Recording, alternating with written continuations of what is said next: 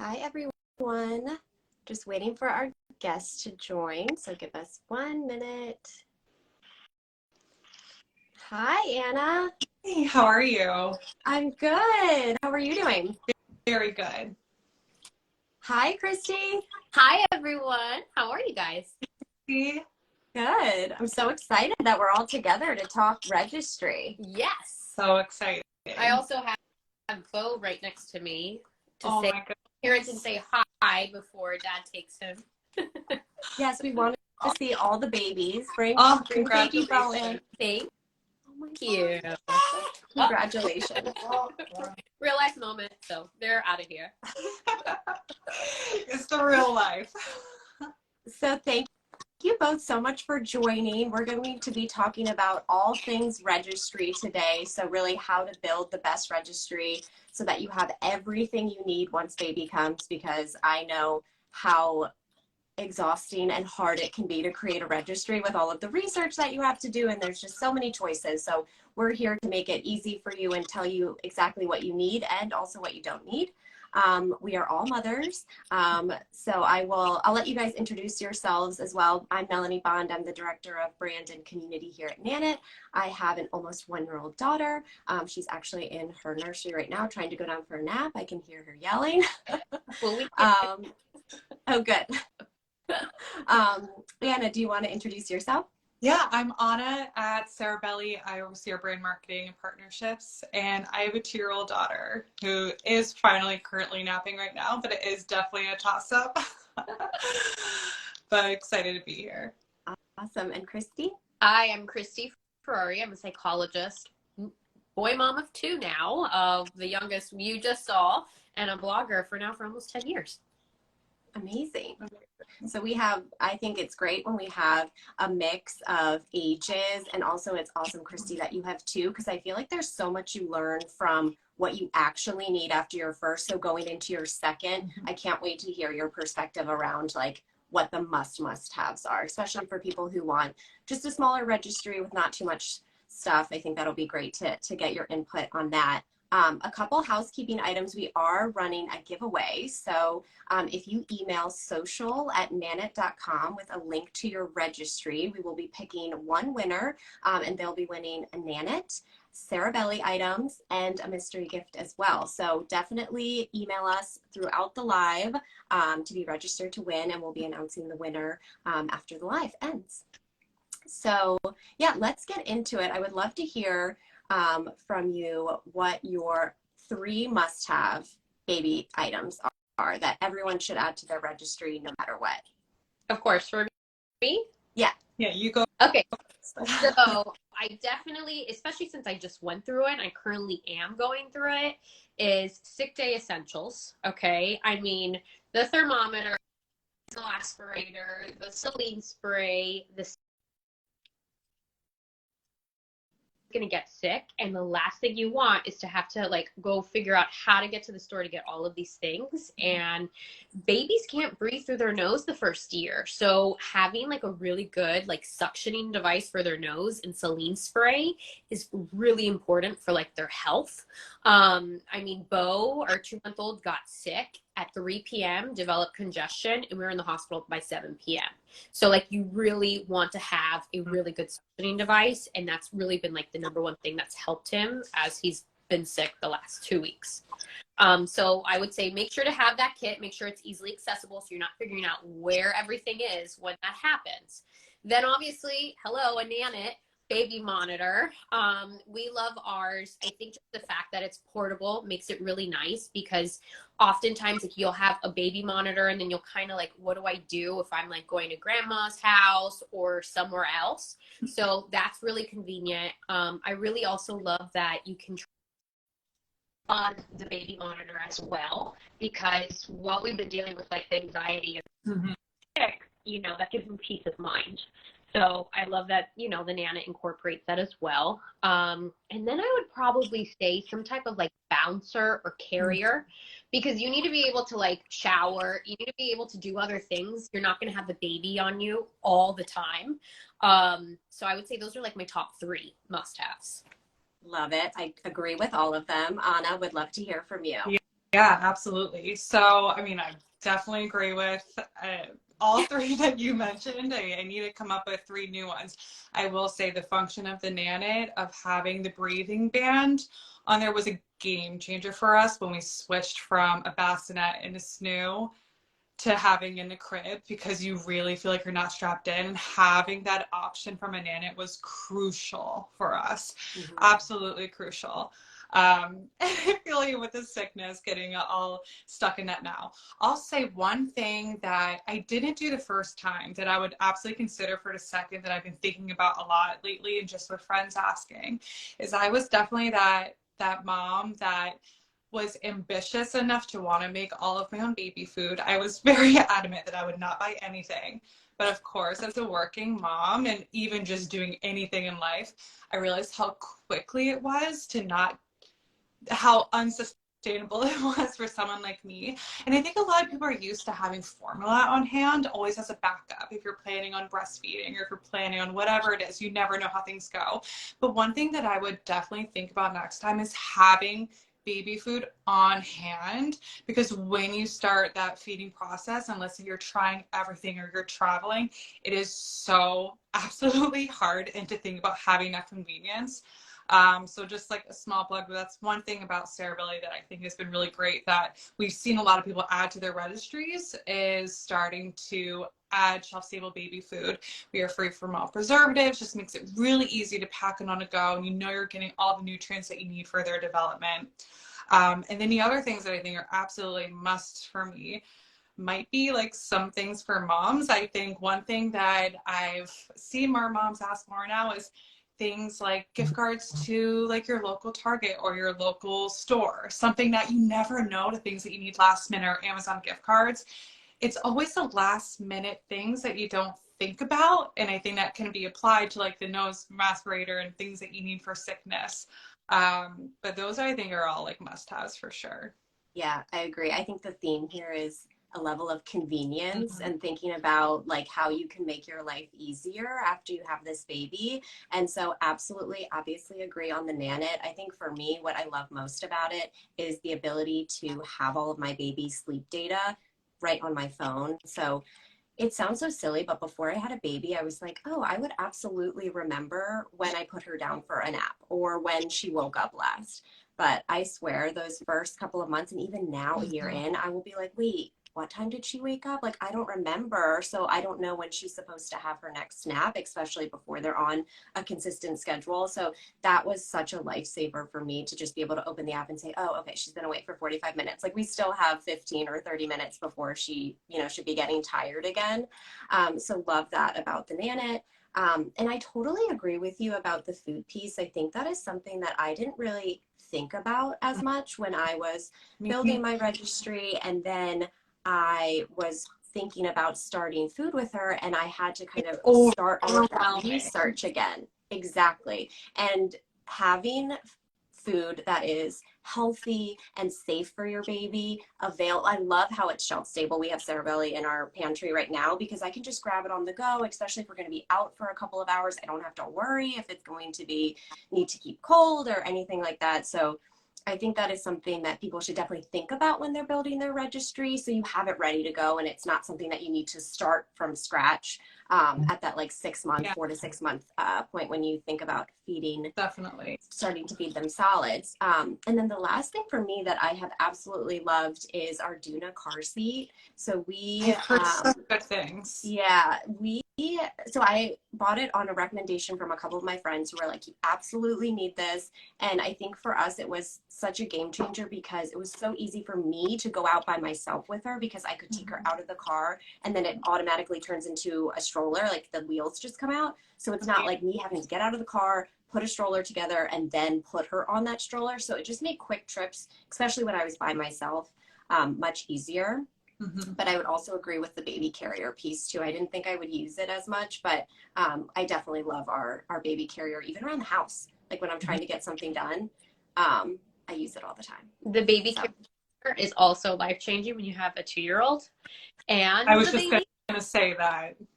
Well, the other one's running around. You can't just be like on the stroller on the go because the other one will be like, you know, somewhere else. You can't So keep up. Yeah. No. When you get to the mommy hold you, you cannot put them down. It's the only way that you can do to be hands-free. exactly. Love it. What are some things that you registered for that you ended up not using? Okay, I have to say two things. One, being a boy mom, the wee wee teepee or teepee wee wee things don't work. So that don't need it. Okay, just put like a little towel. And then the second thing I have to say is a bottle warmer. So I do breastfeeding and bottle feeding at the same time. And at first I was like, okay, well, I guess I'm gonna have to warm up the bottle so it's the same temperature. But Bo has been able to adapt. Like he never showed any like, you know, he was upset by it. So like why add something extra to your step? So don't get them used to something. It's like one less step to have to do something at 2 a.m. So Yeah. Someone actually gave me that advice. They were like, when you're like wipe warmers, bottle warmers, that whole thing, like that if too. it's something that you're eventually going to have to take away, or if that's going to cause an issue when you're trying to travel, like if it's not a problem for your baby and they take the formula room temperature or cold and they don't mind the cold wipe, like that's great. But if they hate it, you can always order a wipe warmer at the middle of the night from Amazon and it'll come in a couple of hours. So you can be prepared if you need it, but like you don't have to have it out of the gate. So I think that's good. Yeah. Right. I agree with the warmers for sure. Definitely. For me, I feel like a lounger I didn't really need. A bouncer, like you mentioned, Christy, absolutely. But you know, one of those like loungers that they just lay in. I feel like it, I mean, I think it's different for every child, but it definitely, I got zero use out of it. Like I could definitely just put her kind of swaddled down on something. It could be really anything, but to have a really, really expensive lounger, I maybe only used it twice. I will tell you, I have a lounger, and Oliver, my 2-year-old, he took to it much better than Bo. So It's Bo, definitely not about using the lounger. I put him down, and he like, you know, be like, no, pick me up. So, but he does great though in the baby bouncer. So. Yeah, I also didn't really. I didn't use any of the loungers either. I was gifted one off of our registry, and then I found there wasn't really that much of a use for it for us. I think I used the carrier more. Like you said, you can kind of put them down in other places that are, I think, safer. I think sometimes with the loungers too, you have to be careful with just if they're sleeping in them. So I much preferred the bouncer. We have the baby Bjorn bouncer. I know everyone raves about it. We were told like you have to have it, and I do agree that is definitely a must-have item. And you use it for a long time. Like I think I just packed it away, and my daughter will be 1 in 2 weeks. We definitely like used it toward like the very end of the weight limit, but she loved it. And she would, when she was able to feed herself her bottle, like I would put her in it in the morning and she would bounce and have her bottle, and it was, you know, I could have my hands free. You want to be hands free as much as possible. Yeah. It's also the best looking. Yes, it is aesthetically pleasing, which is always a plus. And I think for my items that I didn't use, I would say I definitely bought way too many clothes. So when I was pregnant, my husband and I did not find out the gender, and that was partially because we wanted to be surprised, but also because I knew that I would just be like out of control with purchasing clothes, and I still bought too many clothes, even not knowing the gender. So I always tell people, literally for the first like 4 to 8 weeks, just get zippy onesies that zip on both sides, so you can like do the bottom zip and the top zip. And that's literally all they live in. It's so easy. They're comfortable. You can change them. Like I bought way too many outfits thinking I was going somewhere. I wasn't going anywhere. There's also a brand called Magnetic Me, and all of those are magnetic. So you don't even have to like zip or button. It's really easy to. Yeah, that is one thing I think everyone should add if not to get is the button up onesies. Do not do it. Do not do it. I have them because they're really cute. My husband. They're so cute. I know. I definitely bought some. They're cute. The button-up ones are cuter.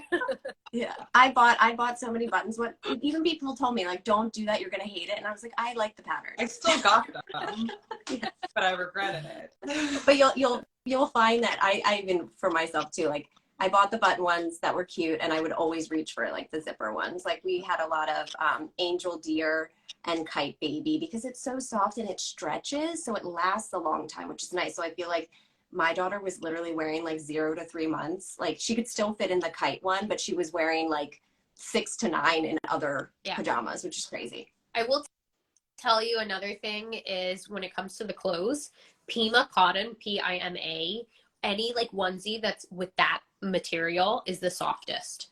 So it doesn't matter the brand, make sure it's Pima cotton, and it's going to be like the softest, nicest fabric for the baby. So soft. Oh, that is good to know, because I feel like you never know like what, especially when it's a new brand that you haven't purchased before for baby clothes, you just don't know like what to expect until you get it in the mail. Yeah. What is some advice you would give to everyone on the live who is expecting their first, just some advice around like being a first-time parent or second-time parent or anything that you kind of wish you knew before you had your baby? Well, I mean, there's a lot of memes right now going about this saying like sleep when your baby sleeps, and I will tell you, true. With the first one, I didn't sleep. I would like be up doing as many things as I possibly can.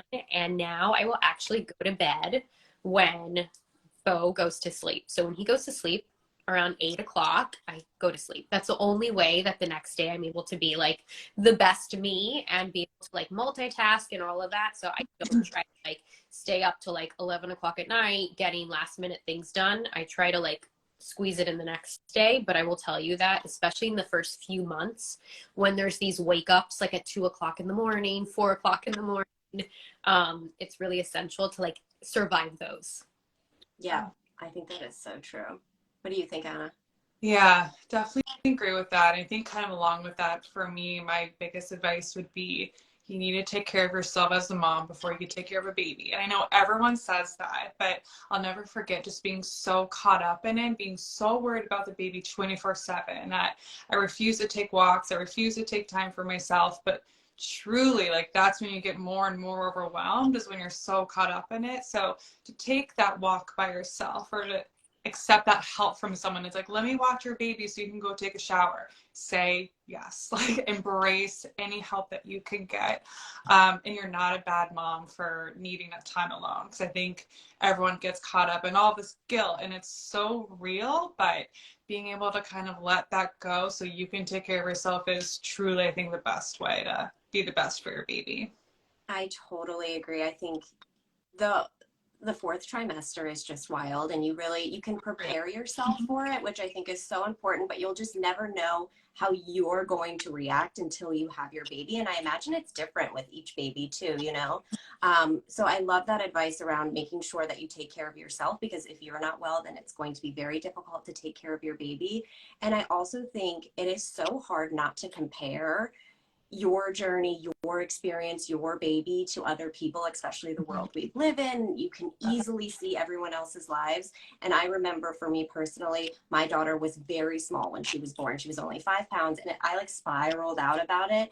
I was like trying to find other people who had small babies. I was like, was it something I did? And looking back, it's like I needed to take a step back and just be so grateful that she was healthy and that everything was fine. But you know that perspective, right? Hindsight's 2020. So just don't compare yourself. You know, everyone is going through their own journey. And like you said, reaching out and asking for help or accepting the help, sometimes it can be so hard to do that. But there are so many people around you who are there to support you. And I feel like I like reconnected with so many people after I had my baby, who had kids around the same time as me, that were amazing support systems.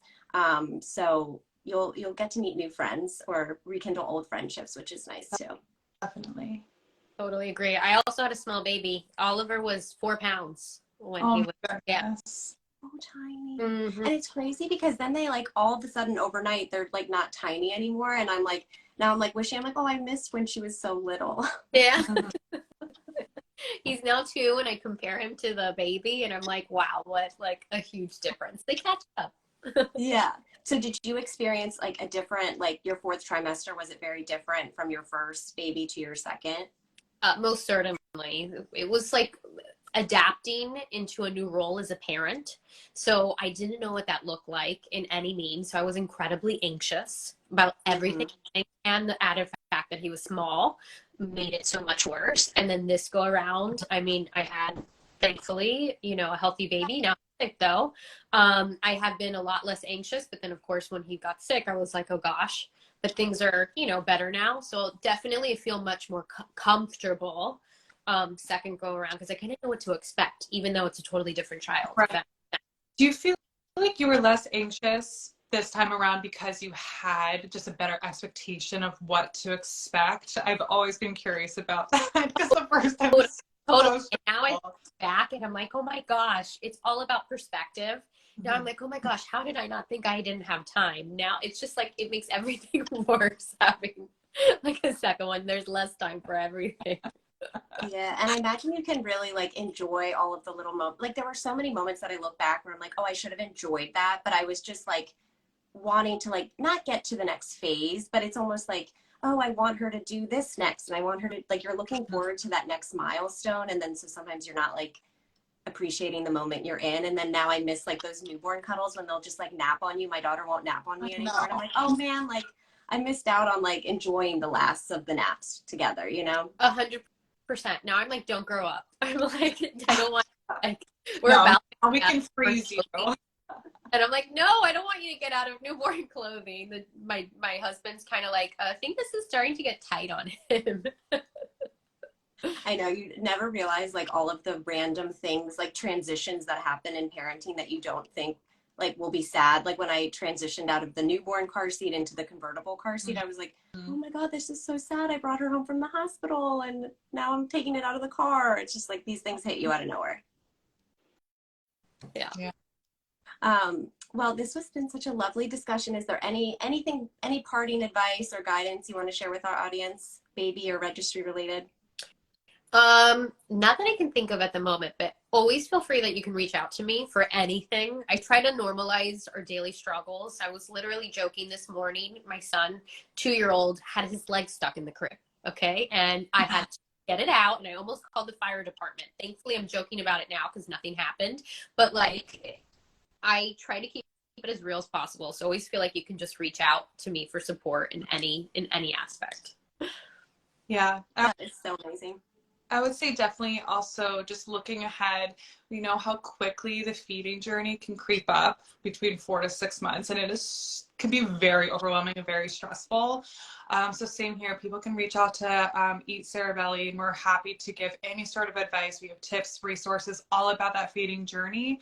So it really does creep up on you, and it could be a lot at once. And I think that's one thing that can help alleviate stress, is just kind of getting ahead of it and just getting educated about how to kind of dip your toes in. Of course, and my 2-year-old loves the bars, like huge bar ouches, and the Peppa the Pig.